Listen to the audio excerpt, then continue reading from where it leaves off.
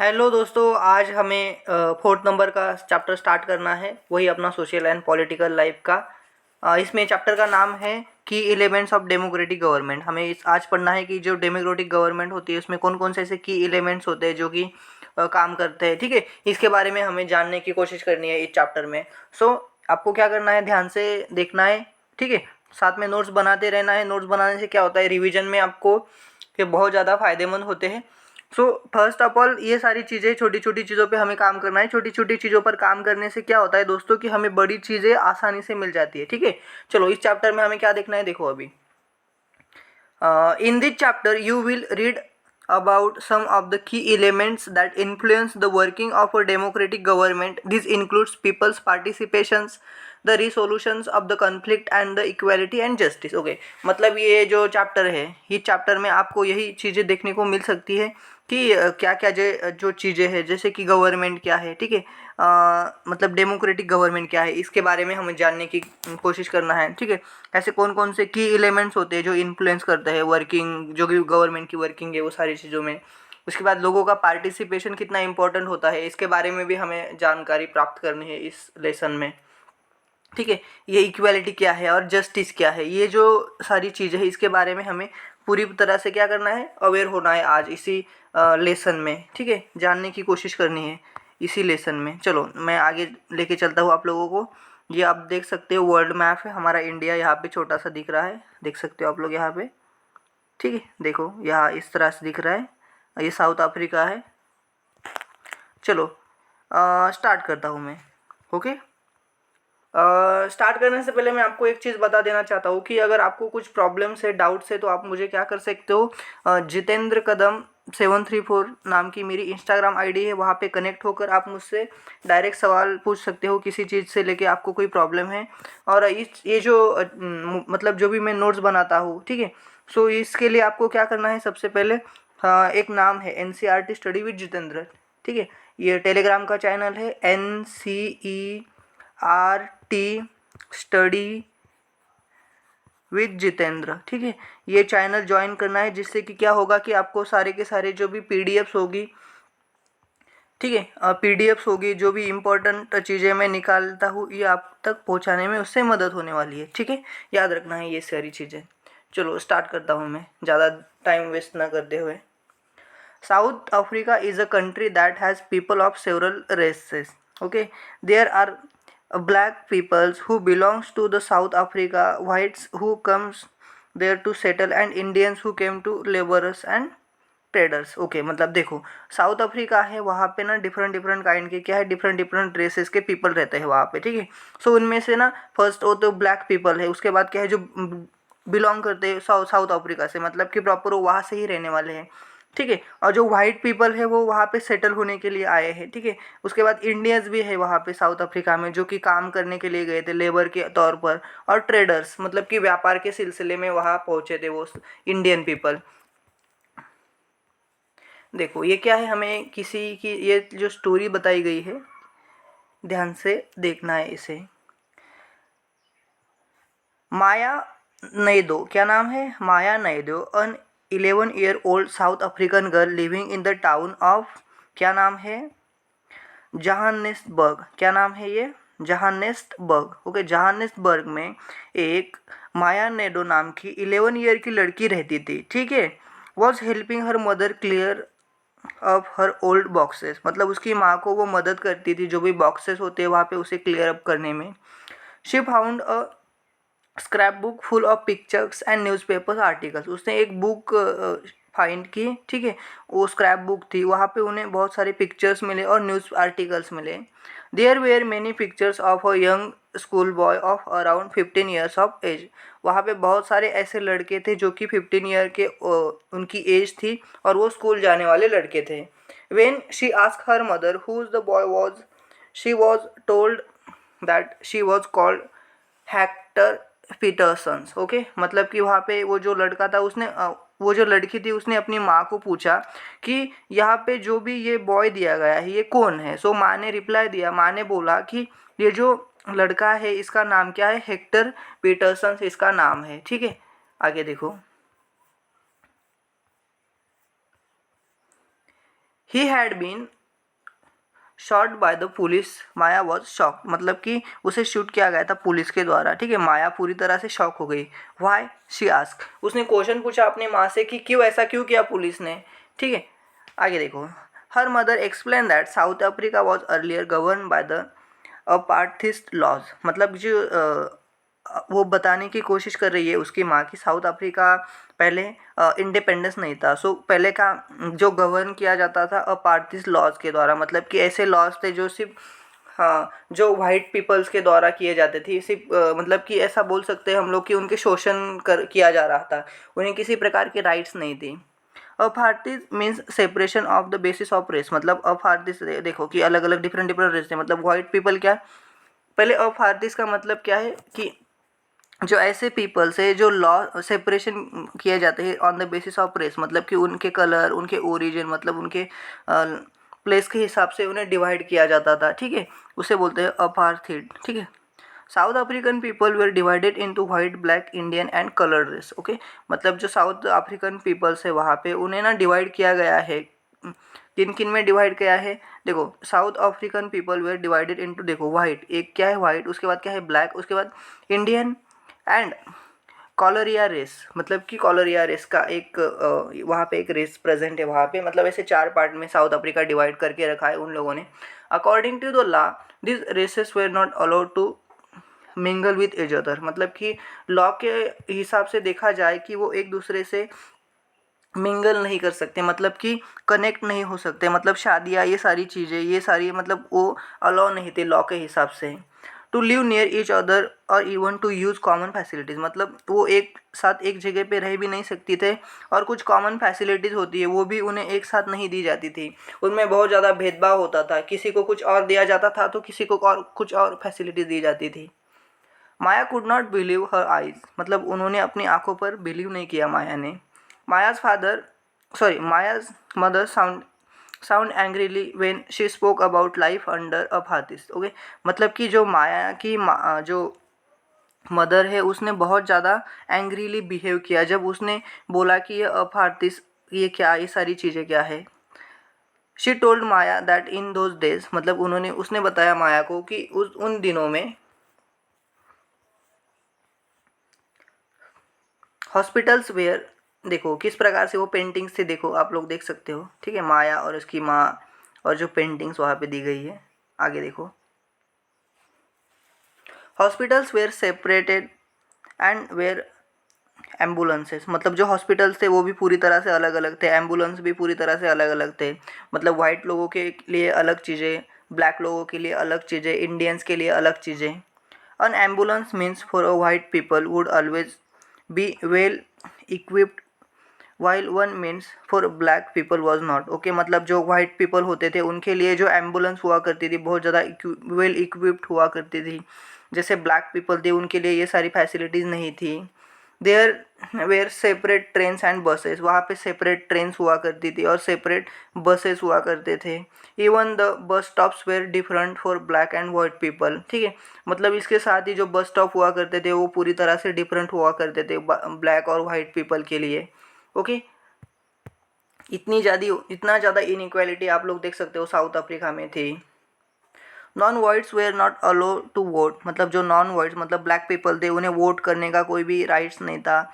The best land in the country was reserve for the white people and non whites had to live on the worst available lands, मतलब जो best land थी उस country की वो जो reserve की थी वाइट पीपल के लिए, और जो ख़राब सारी लैंड थी वहाँ पे उपजाऊ, अच्छी तरह से उपजाऊ ज़मीन नहीं थी, वो जो बची हुई लैंड थी वो ब्लैक पीपल के लिए थी, मतलब नॉन वाइट्स पीपल के लिए।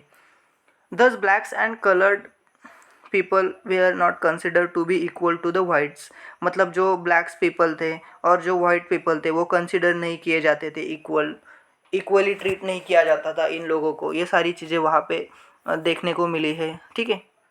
ये मतलब हर कंट्री की ऐसी हिस्ट्री होती है कि कुछ ऐसे बहुत सारे ऐसे इनइक्वालिटीज़ हमें देखने को मिलते हैं, ये सारे लोगों में बहुत अत्याचार किए जाते थे पुराने टाइम में। आगे देखो, one black township was the south western township, okay. Soweto, okay. ये वहाँ पे ना एक ब्लैक टाउन थी, मतलब जो पीपल थे सिर्फ ब्लैक पीपल वहाँ पे रहते थे, ब्लैक ब्लैक कलर के, ठीक है। और वो टाउन का नाम क्या था? Soweto. Hector Peterson live here and he had his classmates join the protest against learning the Africans language in school। मतलब कि वो क्या कर रहे थे, जो हेक्टर नाम का जो लड़का था, उन्होंने मतलब वो जो स्कूल टाइम में जाते थे, स्कूल में जाते थे, तो जो हेक्टर पीटरसन्स है वो भी वहाँ पे ही रहता था, उसके क्लासमेट्स के साथ ज्वाइन किया था। मतलब वो प्रोटेस्ट करना चाहते थे, क्योंकि प्रोटेस्ट का रीज़न क्या था, जो अफ्रीकन लैंग्वेज थी उनमें उन्हें स्कूल की लर्निंग करनी थी, स्कूल की पढ़ाई उन्हें अफ्रीकन लैंग्वेज में करनी थी, इसके लिए वो प्रोटेस्ट कर रहे थे। This was the language that the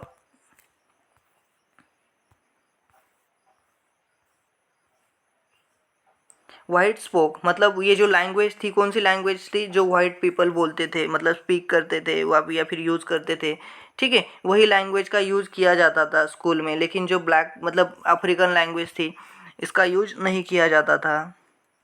आगे देखो, Hector and other school students were being forced to learn this language but they wanted to learn their own language. Okay, own language का नाम क्या है? जुलू। ओके, मतलब हेक्टर और उसके जो स्कूल फ्रेंड्स थे, अदर स्टूडेंट्स थे, उन्होंने फोर्स किया कि उन्हें ये भी लैंग्वेज तो लर्न करनी है, लेकिन उसके साथ साथ की जो उनकी ओन लैंग्वेज है, उसका नाम क्या था? जुलू लैंग्वेज थी, ठीक है, उसे भी उन्हें लर्न करनी है, ठीक है। वो वाइट पीपल्स के हिसाब से नहीं, उन्हें वो अपनी ओन लैंग्वेज में स्टडी करना ज़्यादा अच्छा लगता था। The South African police beat up the protesters mercilessly and shot at the crowd. मतलब जो साउथ अफ्रीकन के जो पुलिस थे, उन्होंने पूरी बुरी तरह से उन लोगों को मारा, ठीक है, मर्सीलेसली, एंड शूट भी कर दिया क्राउड में। One of their bullet killed Hector. Okay, उन्हीं एक बुलेट में से एक बुलेट आकर हेक्टर के सीने में जाती है और वो हेक्टर को किल करती है।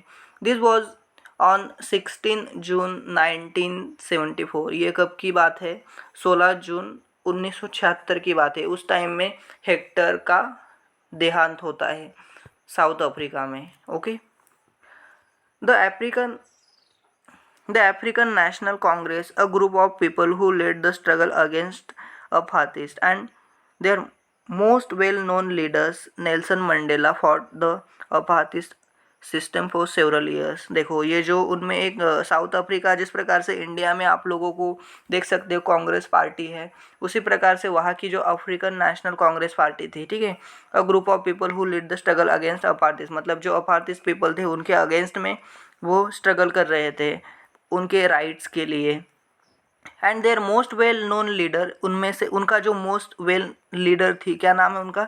नेल्सन मंडेला, फॉट द अपार्थिस्ट, अपार्थिस्ट के अगेंस्ट में फॉट कर रही थी। सिस्टम फॉर सेवरल ईयर्स, ये जो सिस्टम चल रही थी अपार्थिस्ट पीपल की, उन लोगों की, उनके जो अत्याचार चल रहे थे वहाँ पे बहुत ज़्यादा, ठीक है, उनके अगेंस्ट में लड़ रहे थे वो। जैसे इंडिया में इंडिपेंडेंस स्ट्रगल थी, उसी प्रकार से वहाँ पे साउथ अफ्रीका में भी ये सारी चीज़ों को रोकने के लिए वहाँ पे स्ट्रगल किए जाते थे।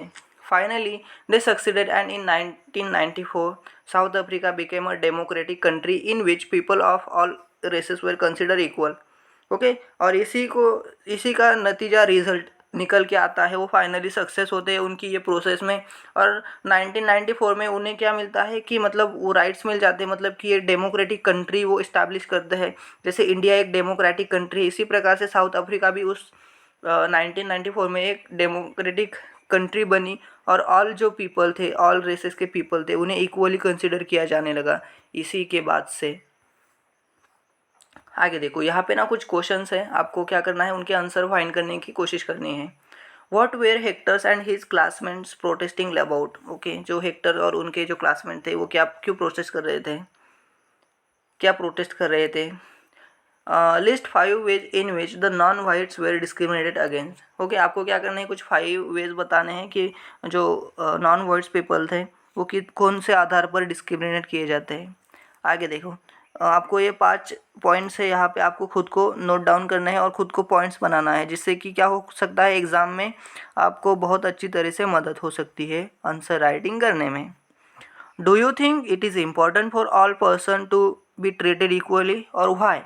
ओके मतलब आपको क्या लगता है जो ऑल पीपल है वो इसे इम्पोर्टेंट ट्रीट मतलब इम्पोर्टेंट है कि उसे इक्वली ट्रीट कर किया जाना चाहिए, ऐसा क्यों है, आपको क्या लगता है?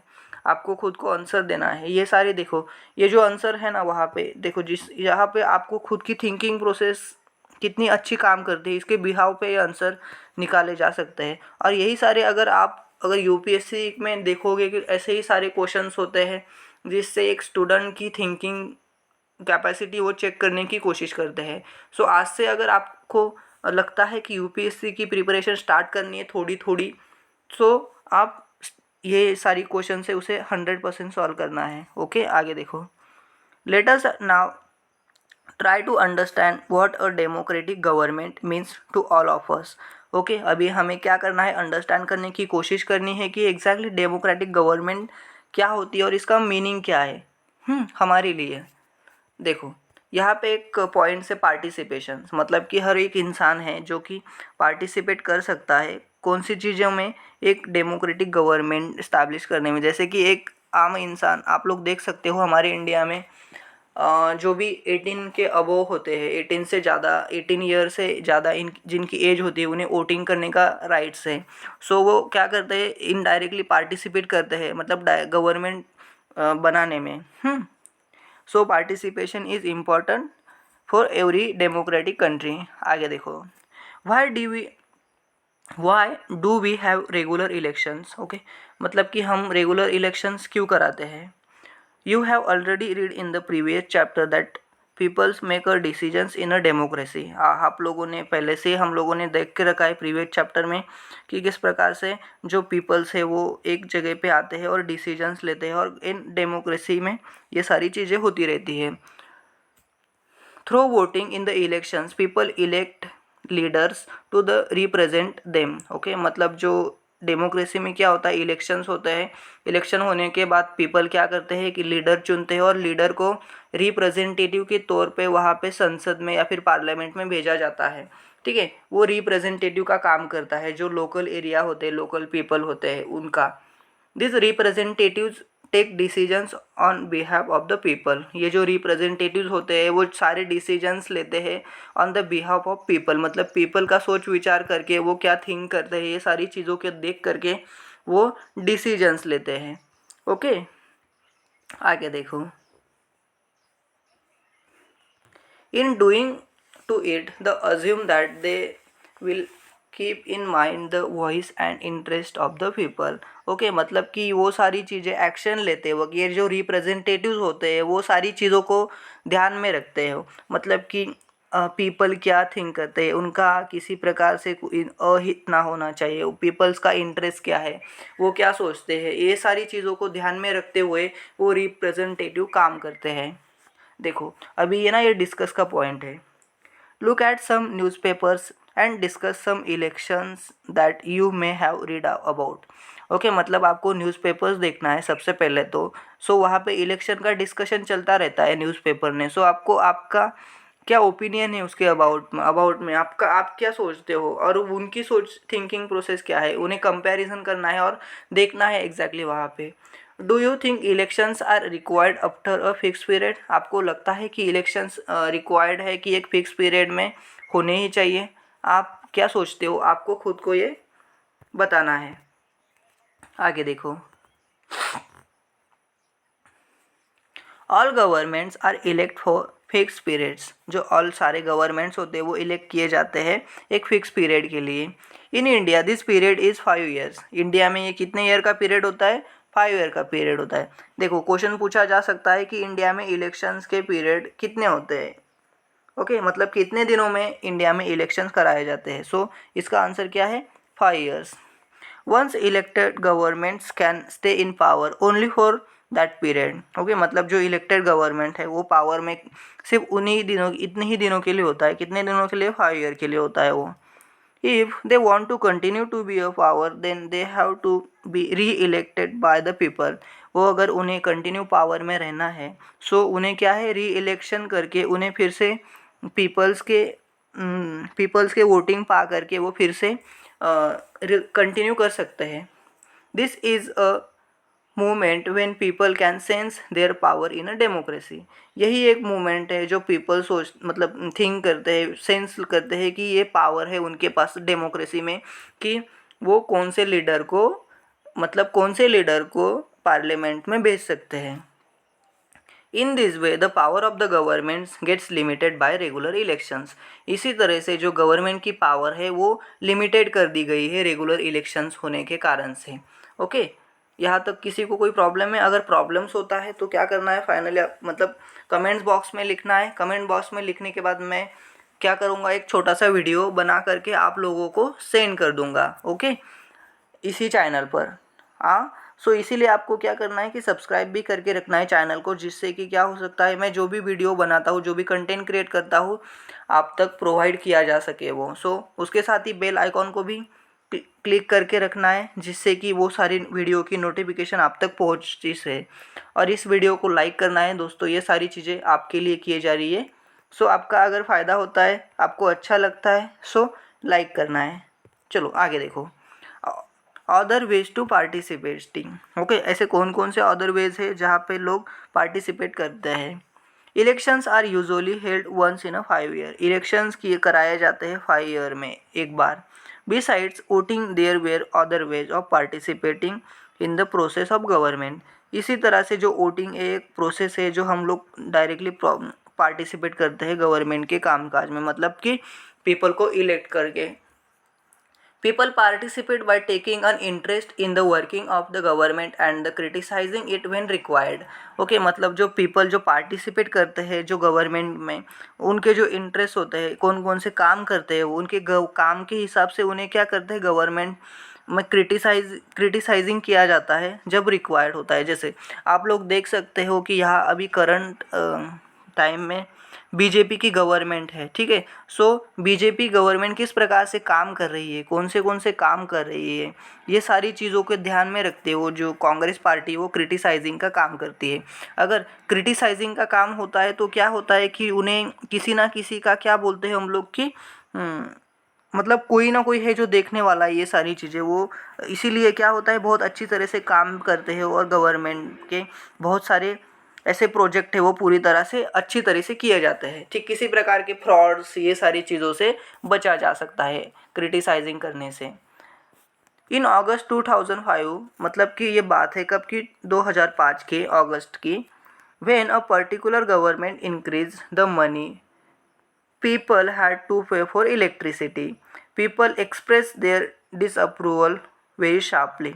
ओके, मतलब कि गवर्नमेंट ने क्या कर दिया था कि जो पर्टिकुलर गवर्नमेंट के इंक्रीज कर दिए थे जो पैसे सारे, मतलब इलेक्ट्रिसिटी बिल इंक्रीज कर दिए थे, ठीक है। सो इसीलिए क्या किया था कि पीपल जो थे उन्होंने एक्सप्रेस, मतलब कि उन्होंने नकार कर दिया था, डिसअप्रूवल दे दिया था ये सारी चीज़ों को करने में एकदम clearly sharply. They took out rallies and also organise a signature campaign. Okay, उन्होंने रैलीज निकाली थी और कुछ ऑर्गेनाइज्ड सिग्नेचर कैंपेन भी निकालते उसके अगेंस्ट में कि ये सारी चीज़ें हमें नहीं चाहिए, पसंद नहीं है, वो अगेंस्ट में जा रही है एक डेमोक्रेटिक गवर्नमेंट के। सो आप लोग ऐसा नहीं कर सकते, इसी प्रकार से लोग नारे देते हैं और ये सारी चीज़ें रोकी जाती है। आगे देखो, the government try to explain and defend its decisions but finally listen to the people's opinion and withdraw the increase. Okay, मतलब कि गवर्नमेंट ने बहुत सारी चीज़ें एक्सप्लेन करने की कोशिश की कि इससे क्या होने वाला है। ओके, डिफेंड भी करने की कोशिश की, लेकिन फाइनली क्या होता है कि लोगों को ही सुनी गई, कि पीपल्स को ही सुना गया, उनका ही ओपिनियन ऊपर माना गया सबसे ऊपर, और गवर्नमेंट ने ये सारी चीज़ें जो इंक्रीज़ की हुई थी उसे विड्रॉ कर लिया गया था। ओके, एक मिनट दोस्तों।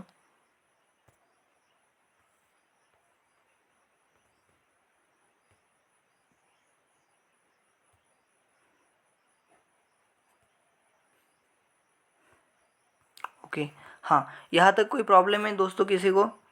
ओके, चलो आगे देखो, मैं यहाँ से आगे स्टार्ट करता हूँ। हम लोग कहाँ तक आए थे कि जो पीपल्स का जो डिसीजन लिया गया था उसे कंटिन्यू किया गया था, ठीक है।